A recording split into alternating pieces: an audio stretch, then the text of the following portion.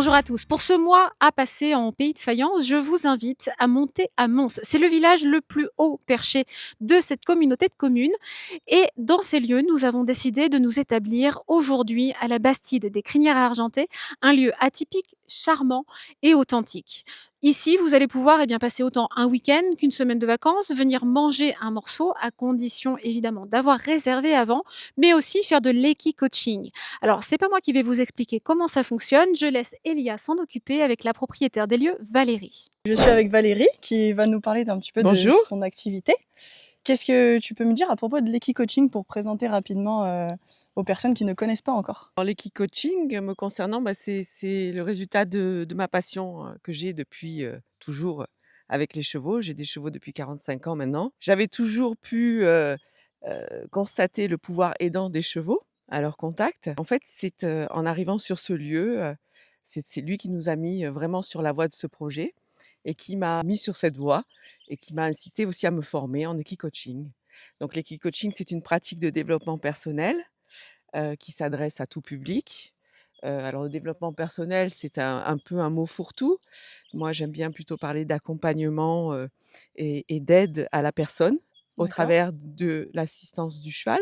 On propose, nous ici sur notre structure, des stages, des retraites, mais aussi des séances individuelles pour particuliers et des séminaires entreprises. On propose aussi des stages, bien-être, équins et humains. Et d'ailleurs, on propose un stage au mois de juin sur cette thématique-là, ici, en résidentiel. Et on propose également la table d'hôtes. D'accord. Donc, quand tu dis que c'est ouvert à tout type de public, à tout le monde, ça veut dire que même sans forcément avoir, comme on a pu voir des fois des personnes avec des handicaps, des choses comme ça, n'importe qui peut venir faire une séance avec Alors, toi. On travaille sur quelle chose en particulier? exactement. Donc, il y a quand même une différence. L'équi-coaching n'est pas de l'équithérapie. D'accord. L'équithérapie s'adresse vraiment à un public, on va dire, avec un handicap. Nous, c'est plutôt pour on va dire, des problématiques plus simples, entre guillemets, c'est-à-dire des problématiques de vie sociale, privée, professionnelle. Nous ne sommes pas, nous, en tant qu'équi-coach, des thérapeutes, nous sommes juste des accompagnants. Et Valérie, qu'est-ce qu'apporte un cheval de différent ou en plus comparativement à un travail si on prenait un chien ou un chat? Alors, le cheval est une proie dans l'écosystème. De par ce fait-là, il a développé des capteurs extrasensoriels ultra développés qui lui permettent de justement pouvoir percevoir un prédateur et potentiellement caché dans un fourré quelque part. Quand on est devant un cheval, c'est comme si on passait au scanner, quoi. Un On ne peu peut comme absolument pas se cacher ou jouer un rôle. On est obligé d'être franchement nous-mêmes à cet instant T. Ça ne veut pas forcément définir qui nous sommes, mais par contre, c'est un révélateur de notre état émotionnel. donc le cheval lit en nous comme dans un livre Complètement, ouvert, on pourrait exactement. résumer Il nous comme ça. renvoie complètement notre image sur l'instant. Ce qui nous permet justement de travailler certaines problématiques parce que bon, les séances d'équi-coaching sont de l'expérientiel. Avec le cheval, on est dans le non-verbal. Et quand on vit une séquence en expérientiel, forcément, on se rend compte instantanément de ce qui potentiellement nous gêne ou en tout cas, ça vient mettre en lumière une problématique, sur laquelle on se doit peut-être de travailler. Merci Valérie pour toutes ces explications Avec et grand pour la plaisir. découverte de ton métier. Laura Lone débarque au cinéma avec son spectacle, le tout dernier, qui s'intitule Glory Alléluia. Alors évidemment, elle a affiché complet pendant plus de 2 ans. Et bien sûr, on préfère toujours voir des spectacles vivants en live. Mais rassurez-vous, elle ne déroge pas complètement à la règle en se rendant au cinéma, puisque ce sera une session complètement en direct, filmée depuis sa toute dernière date à Lille, au Zénith, le 19 avril à 16h, qu'elle vous donne rendez-vous.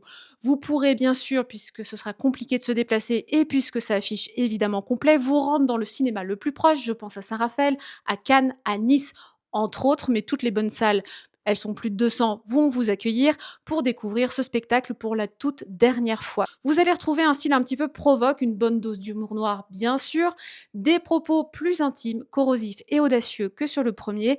Elle s'inspire en effet d'une ancienne relation toxique, mais aussi de la découverte de son syndrome d'Asperger. Je vous laisse en sa compagnie. Consentante. Ah, c'est toujours difficile à dire avec ces tétraplégiques. Trisomique, mique, s'en allait tout défaillant à la sécu de Rouen. En fait, ils viennent chercher quelque chose qu'ils ont envie de voir et en même temps, il faut quand même réussir à les surprendre. Et c'est vrai que ça, c'était difficile parce qu'aussi, je sais que j'ai évolué aussi pendant la première tournée et je savais que quand j'allais écrire mon deuxième spectacle, j'étais plus la même que celle que j'étais quand j'ai écrit le premier. Donc je savais que j'avais évolué, que j'avais d'autres choses à dire, j'avais d'autres envies. Donc il y allait avoir pas mal de différences par rapport au premier. Et en même temps qu'il fallait quand même que les gens retrouvent ce qu'ils viennent chercher. Et c'est ce truc de trouver cet équilibre entre arriver à les surprendre et en même temps arriver à ce qu'ils retrouvent ce qu'ils ont envie de voir, quoi. Pour faire cet humour-là, il faut une grande confiance avec les gens qui le reçoivent. C'est-à-dire que moi, c'est un humour que je vais faire avec mes meilleurs amis. Je vais jamais faire ce genre de blague avec des gens que je connais pas trop. Enfin voilà, pour faire ce genre d'humour trash, il faut vraiment avoir confiance dans le public à qui ça s'adresse. Ils viennent chercher ça, ils aiment cet humour-là et ils savent que c'est de l'humour, ils comprennent que c'est du second degré. Enfin voilà, c'est ça qui me permet d'aller aussi loin que je veux parce qu'en fait, ils sont dans le millième degré avec moi dès le début. Et ça, comme tu dis, c'est un truc qui a dû se construire avec les années aussi, quoi. Parce qu'effectivement, soit on aime pas. Ça, c'est à double tranchant. Au théâtre, je vous propose de redécouvrir l'Avare par le Théâtre de la Tempête. Vous allez bien sûr retrouver sur scène un Harpagon complètement obsédé par l'argent, un conflit intergénérationnel, mais aussi des répliques cultes. Le tout dans une mise en scène minimaliste et contemporaine. Cette version moderne nous fait réfléchir à notre société de consommation en nous invitant à apporter tout ce dont on ne se sert pas. Alors du coup, tout le public va pouvoir se promener avec des vieux vêtements, des journaux, des objets et des poudres en tout genre qui seront utilisés par la compagnie le soir même. C'est à découvrir à Mougins, à Seine-55, le 28 avril prochain. Le Seigneur Harpagon est de tous les humains, l'humain le moins humain. Ça, c'est des coquins qui font courir ces bruits-là. Côté spectacle, je vous propose un ovni visuel, une création de Sadek Beraba qui s'intitule, alors je vais le dire à la française, Murmuration Level 2 ou Murmuration Level 2, c'est comme vous préférez. En tout cas, ce sera la même chose, un spectacle hypnotisant qui va mêler langage des signes, locking et géométrie. C'est un chorégraphe, en effet, qui concocte des spectacle sans parole. Façon chef d'orchestre, il va diriger son corps de ballet de plus de 40 artistes. Chacun d'entre eux fait preuve d'une précision implacable. On les retrouve assis, debout ou au sol. Et tous arrivent à se mouvoir comme une nuée d'oiseaux ou un banc de poissons. C'est très poétique. Je vous invite à découvrir ça au Palais Nicaïa de Nice le 24 avril ou au Dôme de Marseille le 25.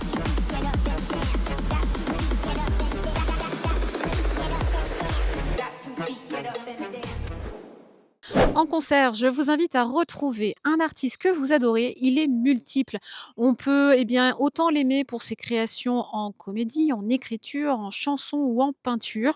Charles-Élie Couture est en effet sur les routes en ce moment dans une tournée solitaire. Il y interprète tantôt pianiste, tantôt guitariste, un répertoire intime, teinté de blues, de folk, à l'image de son tube Comme un avion sans ailes. Il est donc en tournée tout seul le 5 mai au Théâtre de Grasse et avec de la compagnie en contrebande le 31 mai au Festival Improbable de la Gaude.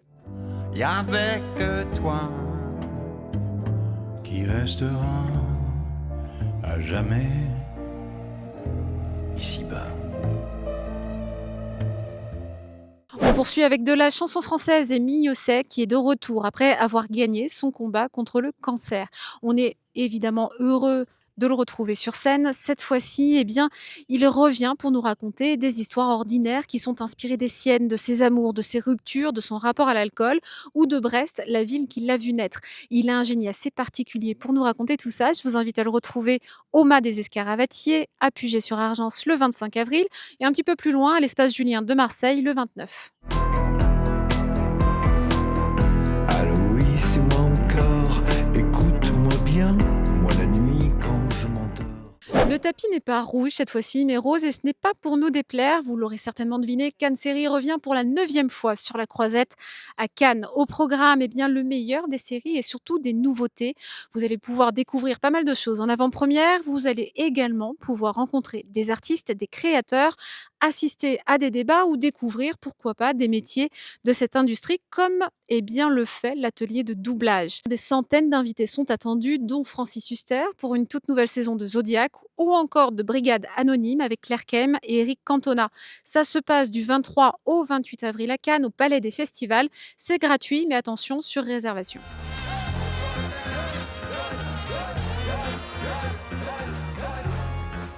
Avant de retrouver Elia en compagnie de Stéphane qui va nous parler de ce gîte qui nous accueille aujourd'hui, je vous propose d'aller faire un petit tour par la Napoule Boat Show. C'est une fête du nautisme qui existe depuis 30 ans désormais, qui se déroule à Mandelieu tous les ans et qui se destine autant aux passionnés qu'aux professionnels, aux rêveurs ou aux marins d'eau douce qui seront ravis de retrouver dans à peu près 10 000 m² d'exposition plus de 200 bateaux, des équipements, des motorisations et des innovations. C'est à voir et à revoir du 23 au 26 avril à Mandelieu.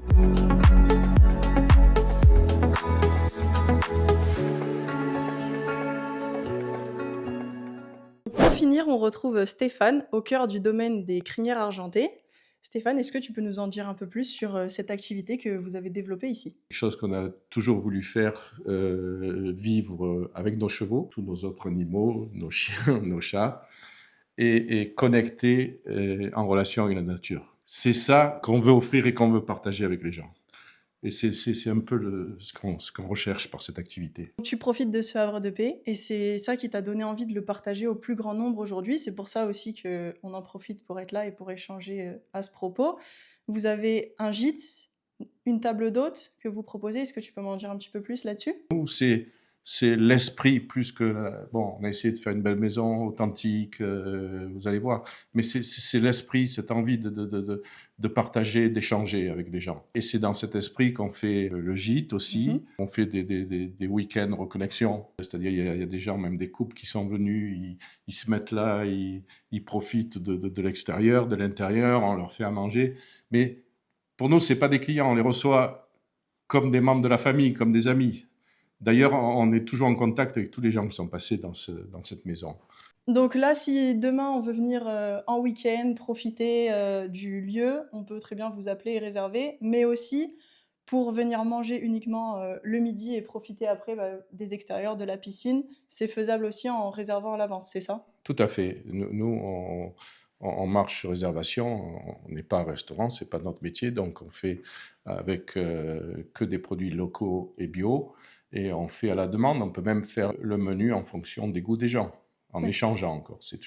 On revient toujours à l'échange et au partage. En gros, ceux qui apprécient, ceux qui veulent venir ici, on fait quoi? On fait soit de la location saisonnière dans le gîte du dessus, soit de la chambre d'hôte. On fait aussi de la table d'hôte sur réservation, et puis on anime dans le bien-être des stages ou des week-ends reconnexion. Tout ça à la demande et sur mesure. Et pour terminer, donc je crois que vous avez un week-end de prévu du 5 au 7 juin, c'est bien ça? Oui, tout à fait, en collaboration avec plusieurs intervenantes. Une qui fait du shiatsu équin, une qui est aussi sur Mons et qui fait de l'herboristerie sacrée, et enfin une troisième qui est aussi dans le canton et qui s'occupe qui est comportementaliste équin. Merci Stéphane, à toi et à Valérie pour votre accueil dans ce lieu. Merci, avec plaisir. Et quant à vous, si vous souhaitez venir découvrir cet endroit atypique, vous pouvez vous rendre sur le site de la Bastide des Crinières Argentées et réserver votre moment détente et bien-être.